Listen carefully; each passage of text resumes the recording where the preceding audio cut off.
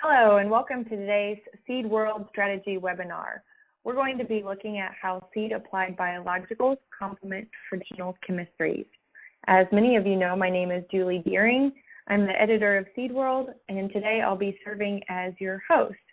Before we begin, I'd like to first thank our sponsors at BASF and Syngenta for their support. I also want to let you know that this webinar is being recorded and will be made available online following the event at seedworld.com. As we go along, if you have any questions, please don't hesitate to type them into the chat box, and we'll do our best to address them during the Q&A portion of this session.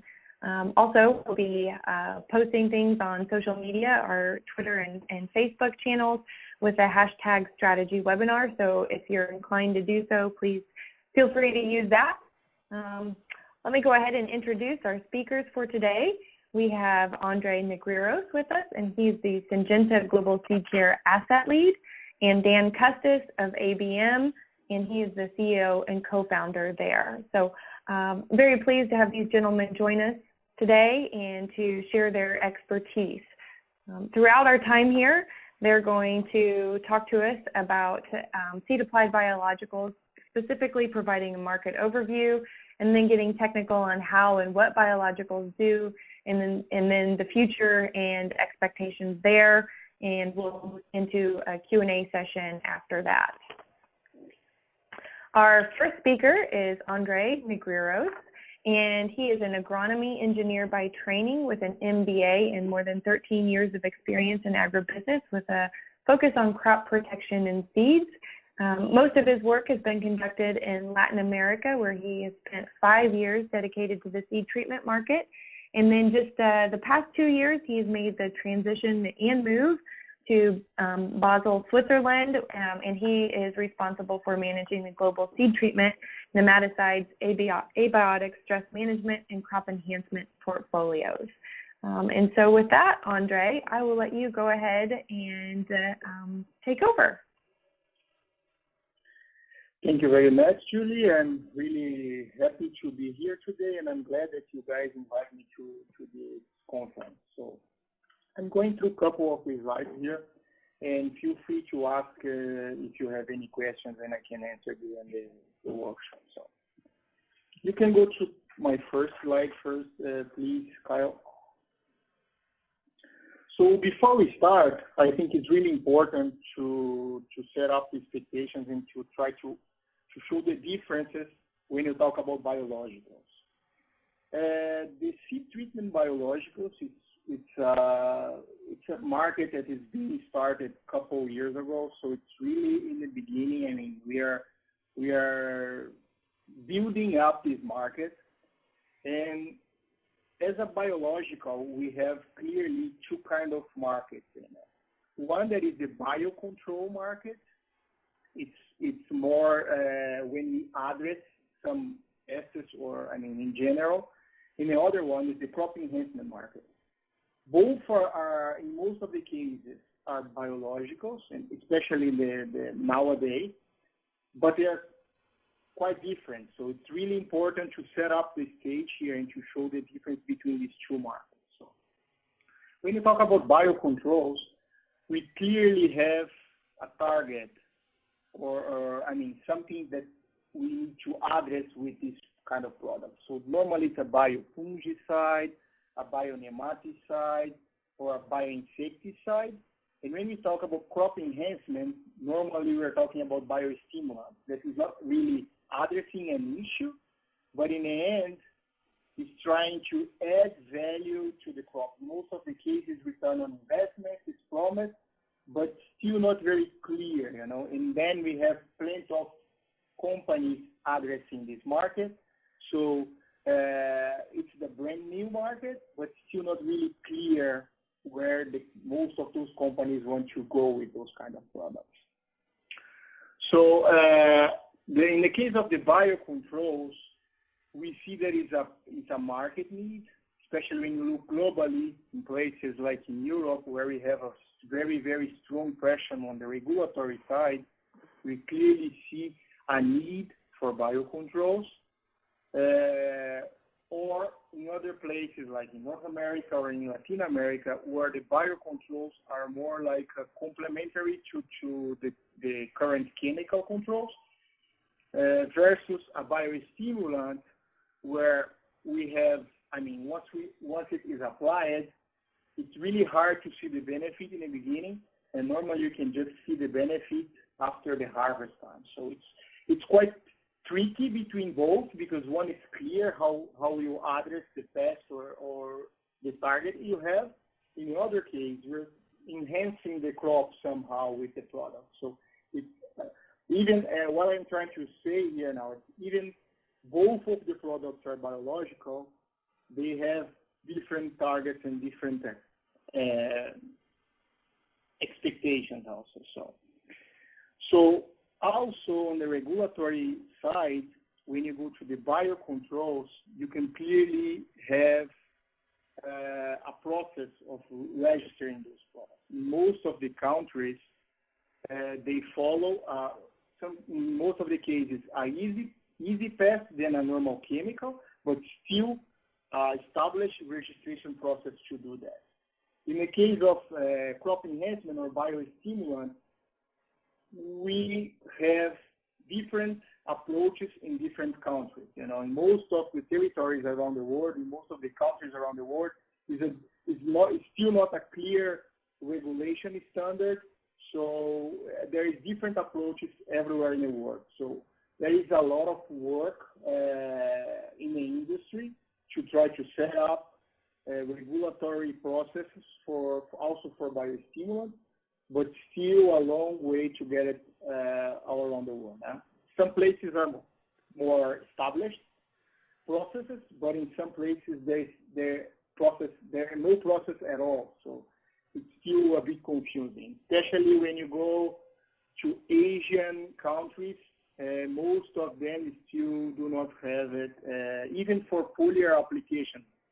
So when you go to the seed treatment side, there is no processes at all. So the industry is working and helping to push on that with association, but still not very clear yet how we're going to move forward with that. And to finalize, also when you go to the value proposition, it's much easier to position a biocontrol product once you have a fungal to address as a target than a biostimulant, where we just, again, going to promise stress mitigation or somehow a crop enhancement without it's a bit more hard to position it and to create a market strength with this kind of technology. So this is just to give you an overview on where both markets are and how we see that, the difference between biocontrols and crop enhancement or biostimulants, once both are biologicals and they are under the same kind of umbrella. So please, you can go to the next one. So here I would like to give you an overview on the market side. So we have different expectations from how the market will drive so far. We know that we have a kind of good market. So the market is growing. The demand, especially from the society, is also growing for products, for more biological products, somehow some more greener technology. So the expectation is that this market will grow. Where are we struggling to make this grow as fast as a key? The situation is it's really hard to position biologicals versus chemicals. With the experience that we have today, both products need to work as complementary. It's impossible to compare the efficacy of a chemical product with a biological nowadays. So it's almost like to compare a chemical medicine or antibiotic with a homotherapy. So it's really not easy, homeopathics or something like this. It's not easy to compare both technologies. So what we're expecting in the future, once the industry is putting a lot of efforts to make it go, is to have, of course, biological products in the future that will be as good or similar as chemical ones. And if it happens, we will have a much bigger market that will reach over $7 billion globally. And this is the best scenario that we see today. You know, with the efforts the industry is putting, and I will talk a bit more about this in the next slide, we believe it is reachable, but not today. I mean, we today are far away from that. So the second option is that if we have better biologicals that perform better than what we have today, but not as good as a chemical, but almost there, then you're going to have a market that we believe this one is the most reachable one. This is around $4 billion. And in the worst case scenario, we will keep as we are today with not much innovative solution. And then we believe we will be around $2 billion globally. This is the view that we have today. And you can go to the next slide, please.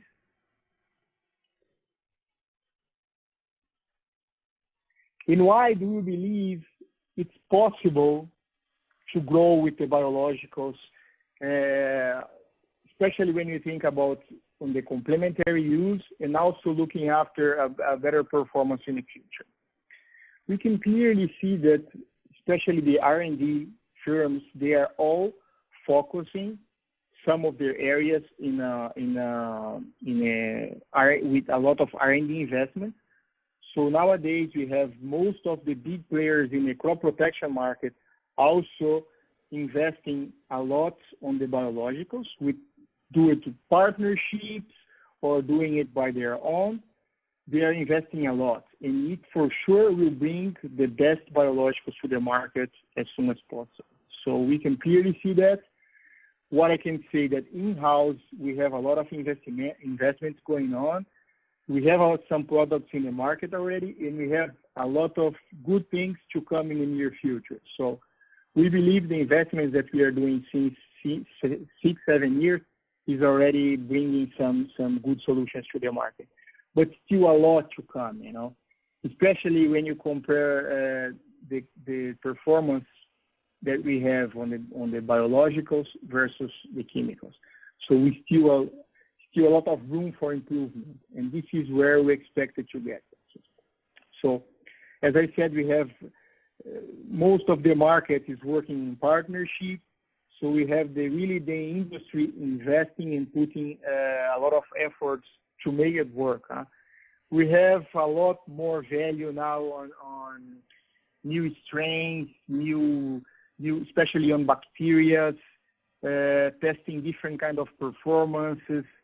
We have new entrants in the market, investing a lot on research, really trying to regional develop some products, not in most of the cases, not worldwide, but some solutions that will work more locally in some specific region.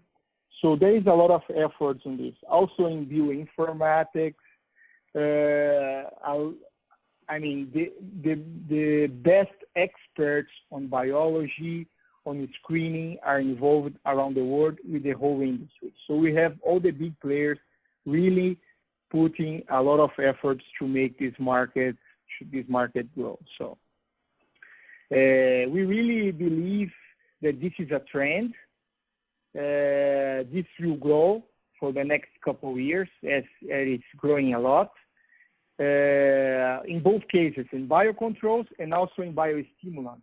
As I said before, the biostimulant market is not a new market, but since 2 or 3 years, you have the big players putting a lot of efforts to make it much more professional.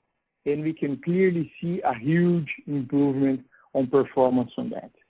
So the biggest market players, they will have great products soon I mean, all around the world. So it's clear And we have already, not available for US yet, but we are already launching some of the biostimulants, and we did launch it in Brazil in 2016. We are launching it also in Europe this year.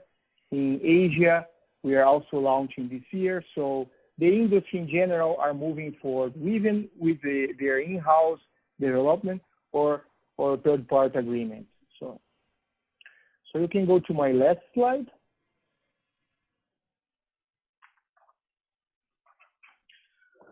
So here, just an example of the biological or biocontrol product that we have available for US since 3 years or almost 4 years already. That is the Clariva. This is a bionematicide from Pasteur Bioscience that we acquired 5 years ago. This is a natural nematicide. It works quite well. Its performance-wise is one of the best biological nematicides that we have in the market. It's really complementary to the other controls that we have in the market today. As most of you know, we have the varieties resistance being challenged in the market. I am from Brazil, and I can clearly see that a grower in Brazil could not use the same soybean variety, cyst-resistant variety for more than 2-3 seasons because they select the nematodes that were not resistant, and then the yield really dragged by half. So it's really important, and this is turning to be more clear to the grower that he needs to use a solution to help the natural crop resistance or crop tolerance to deal with the nematodes. And Clariva is showing to be a great partner for that. We just had in the last December launch of a ready-mix product with Clariva plus other chemicals that really shows the complementary effect of a biological plus a chemical product. It's the first product in the market actually worldwide where it has chemicals and biologicals in the same product, ready-mix product. So it's a great example that everything that I showed so far. So I think this is a couple of the slides that I have to share with you guys, and I'm available for any kind of questions related to market. So, thank you. Thanks, André. We appreciate it. It's a good market overview and kind of exciting to see what your expectations are for the growth potential there. So if you do have any questions, please go ahead and type those into the chat box, and we will answer them during the Q&A session at the end. We're going to move on to the next part of our presentation, which is going to be given by Dan Custis. And as I said earlier, he is the CEO and co-founder of ABM. In that position, he oversees all company financial, marketing, and sales operations, as well as new product development. Dan's agricultural expertise is centered in the fungicide and insecticide seed treatment and legume inoculant markets. He has worked for and held various positions with national and multinational companies. Dan received his Bachelor's of Science in Agriculture from Eastern Kentucky University and his Master's in Business with a focus on small business development and startups from Regent University.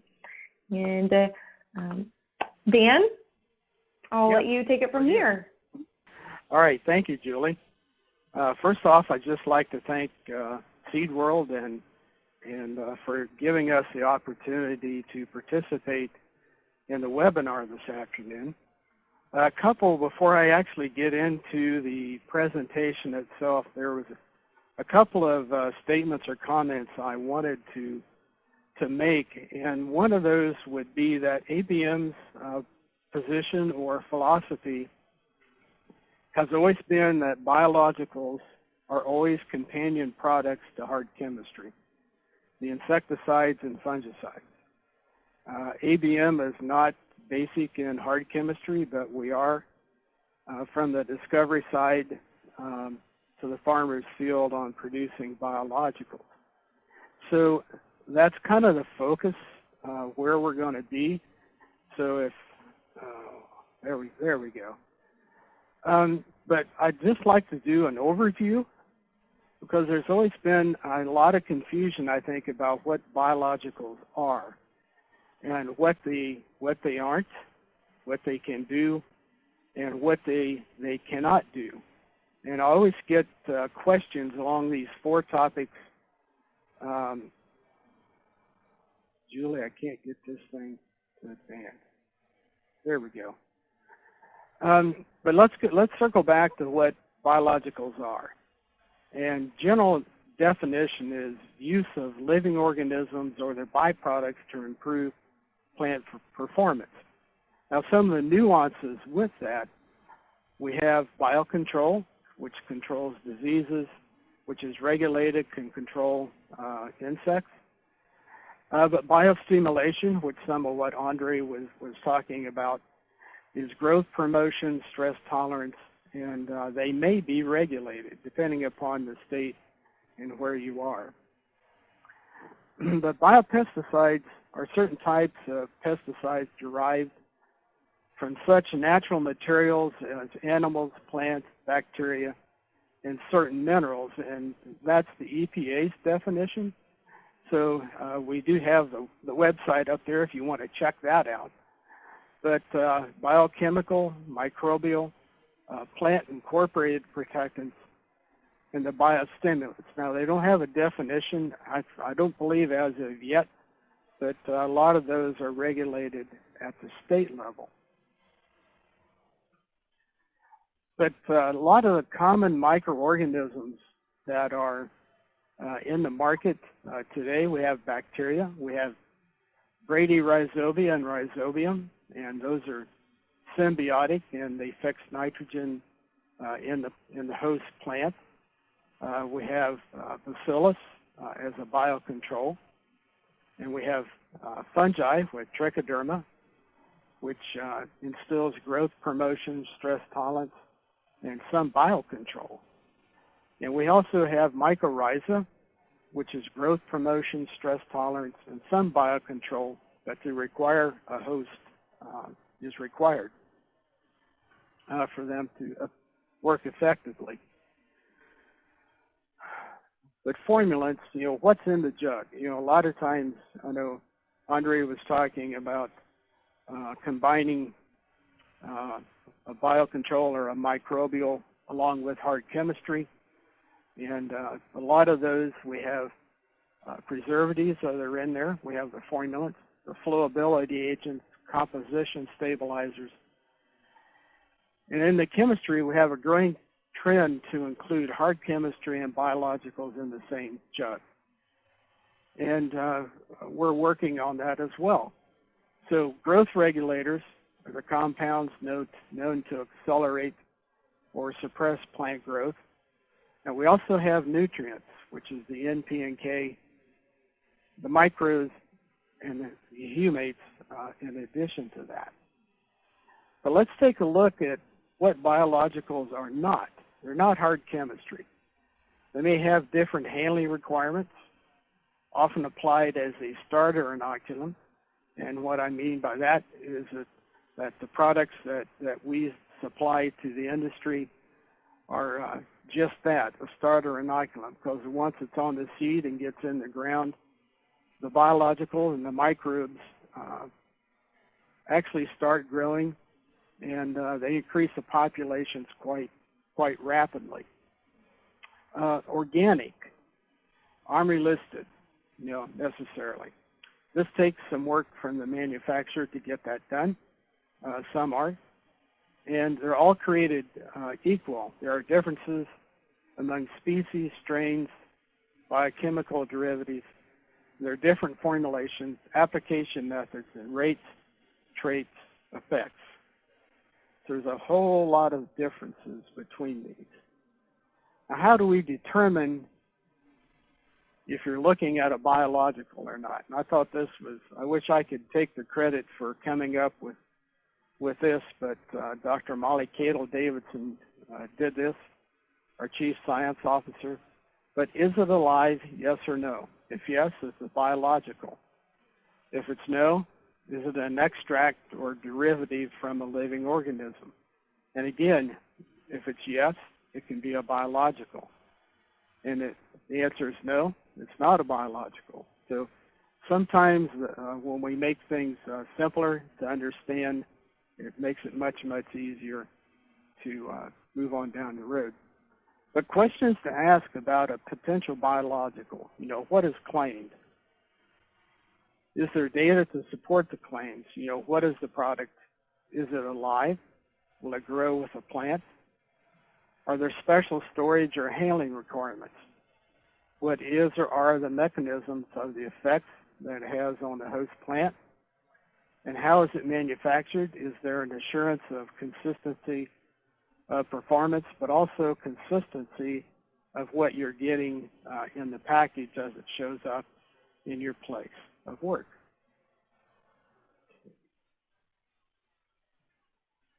What biologicals can do? We see these are soybeans, and we take a look at the ABM strain on the left as a seed treatment, and we also see an example of a natural inoculum. And where you want the nodules to show up is actually on the taproot, which we see in the picture on the left. All of the nodules on the plant on the right, some of them are effective, but the ones that are farther away from the taproot become less effective at producing nitrogen from the plant. But what biologicals can do?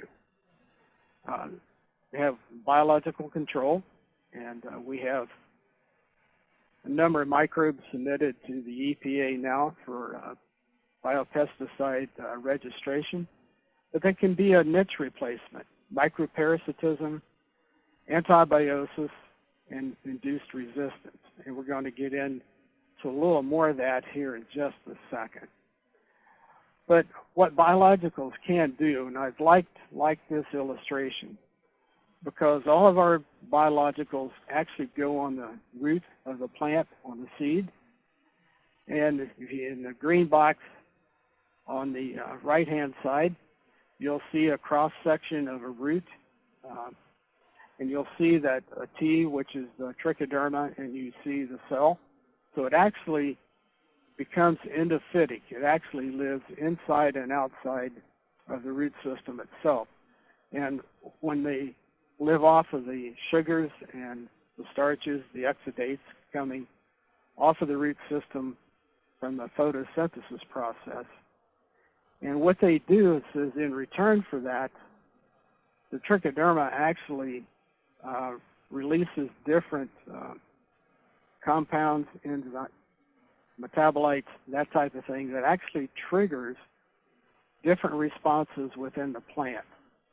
And we see that it produces a bigger root system, improved nutritional quality, it increases nutrient or nitrogen use uptake, and it increases the plant's resistance to abiotic and biotic stress, and it makes it more resistant to pests and enhanced photosynthetic efficiency. We know that all of our microbes do this, and we have all of this documented. So we know what takes place within the plant with our biologicals.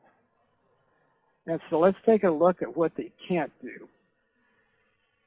One is enable a plant to perform beyond its genetic potential. We can't do that. Create soil nutrients where there are none. Cure plant diseases, that's already occurred. And I like the last one, they can't wash your truck.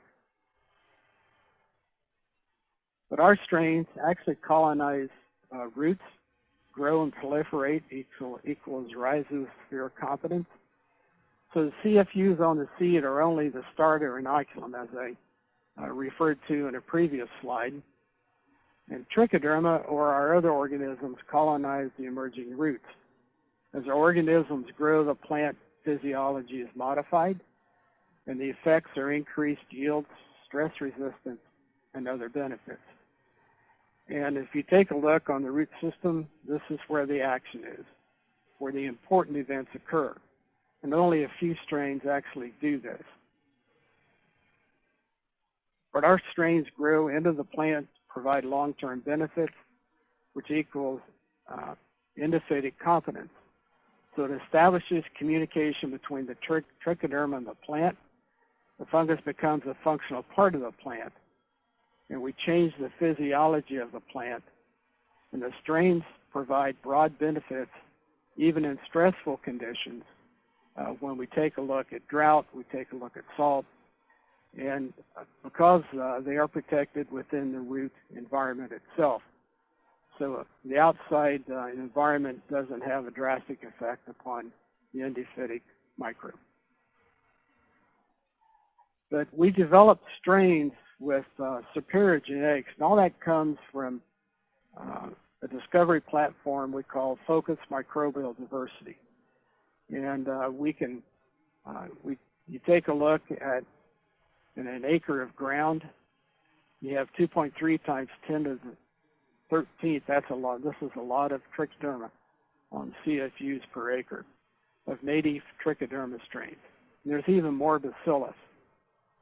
But most of these have either no effect or a negative effect on crop performance. And the process we have selected from the very best strains equals best genetics. And our strains, the strains don't outcompete the native strains, they outperform them. And we have done that. And an analogy, a good analogy would be, does it make sense to plant 800,000 seeds per acre of a poor variety to achieve the performance of 80,000 seeds per acre of an excellent variety? The answer to that one's no. Just as with corn or soybean variety selection, the genetics of the biological is critical. And that leads us down to the iGET technology that we have, which is induced gene expression triggers within the plant. But the iGET technologies, the basis of the beneficial effects of our trichoderma and bacillus products is iGET. The strains colonize, systematically upregulate, coordinate entire biochemical pathways, and the plants work better and harder with the iGET. And ABM leverages strain diversity to get synergistic beneficial effects. And this goes back to the focus microbial diversity, and the different strains induce the different iGET responses. It is essential to link the effects of the microbial genes with their effects in the plant. And what we mean by that is we have different strains of trichoderma for different crops. They don't all perform the same. And the neat thing about this is, if you go back, early on, we are not basic in hard chemistry, but we do depend upon the hard chemistry early after planting to get the plant up and running, while the microbials or the biologicals are actually around that seed and start to get the populations growing, where they take off in about 5 days. But biological enhancements for agriculture crops require specific care and handling. And if any of you that are listening on the call are familiar with a lot of biologicals, you can't store them the same way that you would a jug of hard chemistry. These are living organisms, and it's different than actives. And if we store a living organism in 100-degree weather, the population inside the jug or the package itself goes down quite rapidly. And we don't have that problem as quickly with hard chemistry. But biology can be killed and rendered ineffective, and proper application and use has given biologicals some inconsistent performance in the field. An example of this would be, we don't recommend that our actives are actually in a commercial treater go over the atomizer. we'd like to see that bypassed. Where it goes, some of the manufacturers now are producing treaters with a side port where the biological can be applied and remain effective. And the biologicals work very well, often better than actives. They grow and live with the plant. But biological product fail factors, and this is some of what I was referring to just a minute ago, but how we store them, the type of water, chlorinated water is a no-no with a living product. How are products handled after treating? You know, how does that seed, where's that seed stored? Is it put into, particularly for some of the farmers, into a hopper wagon and then pulled out into the field and sits out in 100-degree straight sunshine for half a day? That's very, very detrimental to the living biological. Some of the other things, the pore coverage, again, the atomization, and please check to make sure the product isn't expired. That's a biggie as well. But in summary, biologicals are more and more a presence in the ag industry. It's a clear definition, are sometimes elusive, and it's important to consider perspective when faced with a potential biological product. And asking the right questions is the most important tool in your toolbox. And again, I want to emphasize that our biologicals are to be companion products with hard chemistry, and they were never meant to be standalone products unless they're actually going into the organic market. And so I want to take the time to say thank you. And Julie, thank you for letting us participate. Absolutely. Thank you very much, Dan. We appreciate you sharing, the beliefs of ABM and what you guys are working on and the science behind the biologicals there. So what I would like to do is go ahead and open it up to our Q&As for our speakers. My apologies here.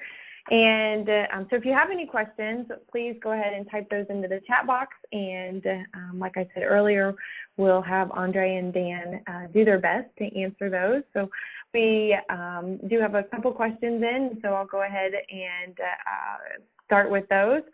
So the first one is from Steve, and he asks, how do you create value added on biostimulants versus biocontrols, especially when marketing claims for biostimulants can come very close to crossing the line on claiming efficacy? That's part one. And then the second part is, does this impact grower perceptions negatively? And so, André, I'll let you take a first stab at that. And then, Dan, if you have any follow-up comments, please go ahead and jump in. Sorry, Julie, can you please repeat the question? Sure.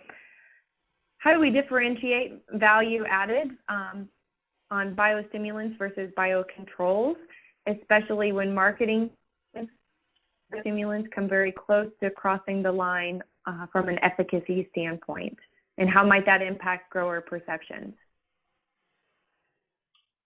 Great. I think on biocontrols, it's easier because, I mean, if we are really targeting a pest and if it's delivering control, it's much easier to show the benefit of the product and then to charge for it.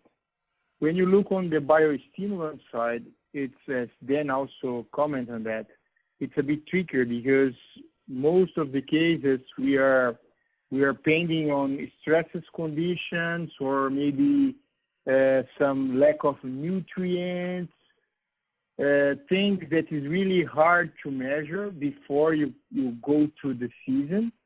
So it's not easy to show the benefit every year. It's a bit tricky to show the benefits. But the grower that uses and the grower that normally has some issues or challenges with, for example, weather conditions, and had a good experience with that, they're not complaining on paying for that. So we have great examples in a couple of different regions. I mean, as I said, I'm from Brazil, and we have a lot of challenges, especially on the beginning of the season on soybeans, where the rain is still not very well established yet, mid-September, beginning of October. And then the grower is paying to use some kind of product that will give them a better chance to deal with this lack of rain in the beginning of the season. So normally, it's of course the benefit normally is by the end of the crop season when you harvest and you see the differences between treated and not treated. But this is the only way, showing the benefit to the grower. This is the only way to charge or to have a well-established product. So this is my view. Okay. It's a loaded question. Dan, do you have anything to add? Well, André did a pretty good job. You know, but there's the biostimulants. It's a great question, and I believe it was Steve that asked that question, because we run into the same thing about, you know, what we want to provide the benefits to the farmer, and we know exactly from our side, we know exactly what all of the trichoderma actually does or do to the plant. And if you go back to the one slide where I had the corn plant up, we know exactly what that trichoderma is going to do, and these are some of the questions I think as you talk to some of these companies with the biostimulants, do they know exactly how they work and what the differences that they make within the plant? And when you move to and that's where the value comes, I think. You know, if you take a look at some of the products that we have out in the marketplace, I'll stay focused on corn. But then we come back, and this is one of the reasons that we submitted our microbes to the EPA for registration, because we do know we get disease control and insect control with some of the patented strains of trichoderma that we have. So that's we prefer to go that route because we can make the claims, and we know we can go ahead and do that. So that's a direction we chose as a company to move. And I agree with André. There's a lot of differences, and sometimes the differences are very slight. And a lot of companies selling biostimulants are walking the line, I guess, between really close to making what I would consider to be EPA-type claims or disease or insect control claims, and we don't want to do that. I do know that there's an effort right now to get some standards set up for biostimulants and start to have those regulated. But I don't know how far down the road they are with that process right now. Great, thank you both for talking on that point. The next question that we have in is, I believe, Dan, you've touched upon this in your presentation, so maybe you can elaborate a little bit more, but the question is from Irfan, and how do we store seeds treated with biologicals for the long term, so long-term storage? Well, long-term storage would be a cool warehouse. And I would say if you can keep it at 50 degrees or below, and I'm assuming for this question that this is treated seed commercially, but even if it comes out, it just needs to be stored in a cool temperature and out of direct sunlight until it's ready to be used. And that's about the simplest answer I can give you right now. Great, thank you. And Dwayne asks, can chemical nematicides... Just an input on that, Julie. Yes, go ahead, Dan, sorry. or André. I think to complement Dan's answer, it's really good. I think depends on what kind of biologicals we are talking about. Again, when you talk about crop enhancement or biostimulants, once there is not a live biological product, the storage time it's more related to how much time the seeds will rest than the product. And also some other biologicals, like live biologicals, like for example, again, Pasteurella, Clariva, as an in-house example, the spores are really resistant and they can rest in a seed for more time than the seed will rest alive. So there is not a really big issue with the bacteria, with the Pasteurella, so with the Clariva product. So I think it's a lot also related to what kind of biological product we apply in the seed. Thank you. I think that's a good point. It's very product specific in terms of what you're dealing with there. So thank you, André. The next question is from Dwayne, and he asks, can chemical nematicides affect the efficacy of biologicals in seed treatments? So either one of you can jump in on that one. Can you repeat it again, Julie? Sorry, I didn't get the initial. Can chemical nematicides affect the efficacy of biologicals as a seed treatment? If nematicides affect the efficacy of biologicals? Yeah, I think to help answer that question, and André, I think maybe this will help clarify a little bit. Every time we come up with a chemical nematicide, or whether it's a fungicide, whatever, we need to do the compatibility testing with that. Particularly, I'll start at the treater. If a biological is being applied with a chemical nematicide at that time, then a biological anyway with that, we need to check the compatibility, because a lot of times it's more the not the actual active itself, but a lot of the emulsifiers and surfactants and different things that are in the formulation that actually affect the life of the biological. So we do a lot of compatibility work for our customers, our seed customers, and coming back with that, and we publish that on our website. So we have the same concern. But yes, chemistry can affect a living biological. We just need to know how it affects it, and that's what we do internally with our R&D department. Does that help you, André, a little bit? Yeah, I fully agree with you. It's not really related only with nematicides, but compatibility in general of chemicals and biologicals are a key point to be successful with the treatment, for 100% sure. And I fully agree with you, Dan. Thank you. Great, thank you both for tackling that.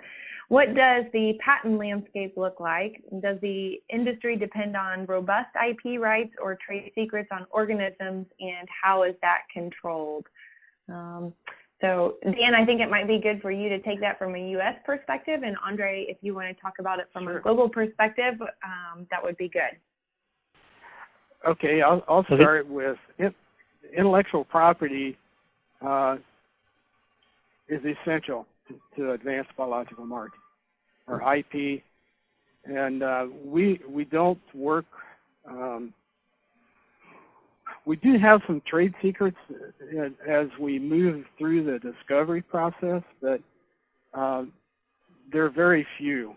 The majority of it is we filed patents, and these are actually worldwide patents. They're not just U.S. patents. But that is where a lot of the value from companies our size comes from, anyway. So having a patented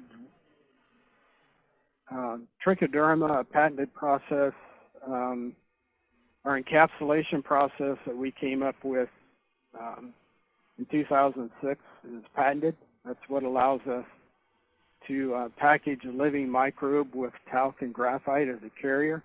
It's also done some other things to extend the life of the living microbe on seed as well.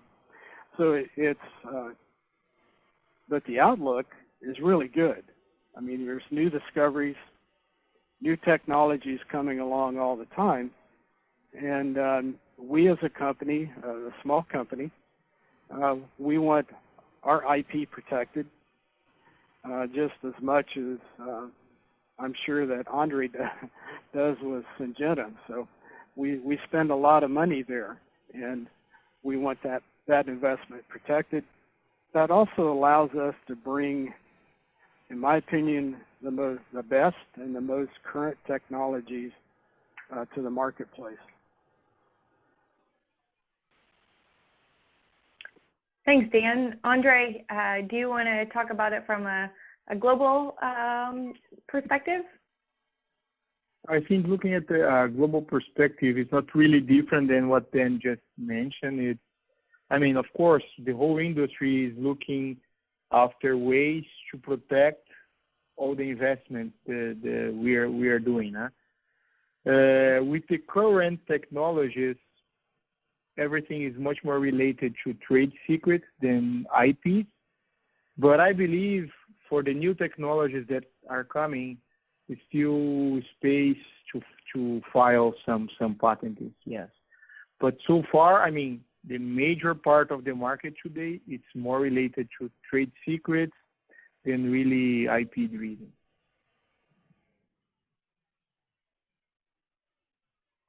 Gotcha. And just as a follow-up on that, André, why is that, or why is that the case? I think because most of the microorganisms that are available nowadays in the market, they are not new. They are well known since decades. So it's just the way we are using it. For example, again, an in-house example, because it's easier for me to give. For example, Pasteurella, it's a bacteria that is a nematicide that was discovered 5 or 6 decades ago. So, what Syngenta is doing is we have a trade secret on how to multiply the bacteria in vitro, and this is where we where we manage the technology, but it's not we don't have an IP on the nematicide side. So this is just one example, I think, and this is the same case for the most of the rest of the microorganisms available in the market today. Yeah, Julie, to add to that just a little bit, right now here in the U.S., you cannot patent naturally occurring microorganisms. And André, I assume it may be that way in Europe and some of the other places, but what is patentable is the use. And so there's other things.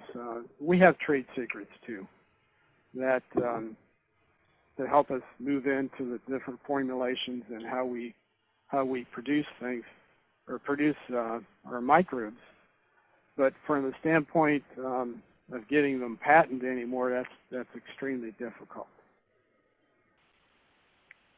Yeah, that's also true.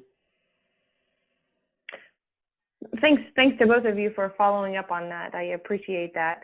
The next question comes from Matthias, and he asks, which market of biopesticides, biofungicide, bioinsecticide, or bioherbicide do you think will grow the fastest? André, I'll let you take the first stab at that, and Dan, if you want to follow it up with any additional comments, feel free to. Sure. It's interesting because globally, when you look at North America and Latin American markets for the seed treatment, they're huge, especially with soybean and corn, and the opportunities are really big. But we also have a great availability of chemicals there. So if we find a way to place both products together in a complementary way, those markets, they have a lot to grow. I was really surprised to see the great experience the growers in Brazil were having with biologicals. If you asked me a couple of years ago how biologicals will penetrate in the Brazilian market, for example, I will say, I don't believe it will grow a lot. It will be always a niche market. But I was there personally a couple months ago, and I saw a lot of growers, big growers, using it and believing the product is really adding something to their crop. So this is something that can surprise us. So the Americas could be, once the value on the seed treatment there is quite high, it could grow quite fast. In the other way around, if you look at Europe, with all the chemical restrictions the market is facing today, they have a huge space there because, there is no much chemicals available anymore. It's really hard to bring a new technology. It's taking very long to bring a new technology. So there is also a big space, and it's clear in the market today. I can clearly see the whole industry working to bring something new also in Europe. So I think there, to make a long story short, there is a lot of opportunities all around the world. Thanks, André. I totally agree, and I don't think we can narrow it down to whether it's a fungicide or an insecticide or a herbicide. I think every region around the world is different. We sell product into 14 different countries, not just the U.S. And it's unlike André. It surprises me sometimes what the farmers use and how they view biologicals. Actually, if you get outside the U.S., biologicals are much more accepted as in the marketplace, particularly when you get into South America, you get into Southeast Asia, and you get into Africa. It's the same thing, but we're quickly catching up here in the U.S. And because there's a lot of benefits to the farmer from using a good quality biological on his crop. Great. We are bumping up against the 2 o'clock mark, and I've got more questions than I have time for. So I've got one question that I want to ask, and then for those questions that we haven't been able to get to, what I'll do is I'll email those to André and Dan and ask that they respond by email, and then we can send that out to the participants there for your information. So that's how we'll go ahead and handle that. The last question for today's webinar has to do with pricing. And do you have knowledge and or opinions about the biostimulant seed treatment value-adding effect on seed prices? So we'd love to hear your thoughts there. That's a loaded question too. It sure is. At the same time, it's a good question, it is a valid question, because how do you position a product? I'll take ABM for example, as a value-added product in the marketplace, and try to get not a premium price, but when you add that to the seed, being able to get the value out of that. I think a lot of that has to come back to the field results, yield results, that we as a company would provide a potential customer with either yield increases or once we get our EPA registrations, disease, insect protection, that type of thing. And that's where the additional value comes from, because unless we can increase yields for the farmer, then all of a sudden that's what he gets paid for. He gets paid for the crop that he harvests. And we have to make sure that the value add products that we bring to the market, whether they be biostimulant or living microbe, it has to pay for itself, then some and plus some. Yeah, I mean, I also agree with this. For me, it's clear that it is bringing value to the seed. It's clear this is the whole movement that we are seeing all around the world. Most of the seed companies, from local supplier, local seed companies or global seed companies, they are looking after something to put in the seed in this space, on this crop enhancement biostimulant space. And it is adding, surprisingly, a huge value to the seed. It's clear.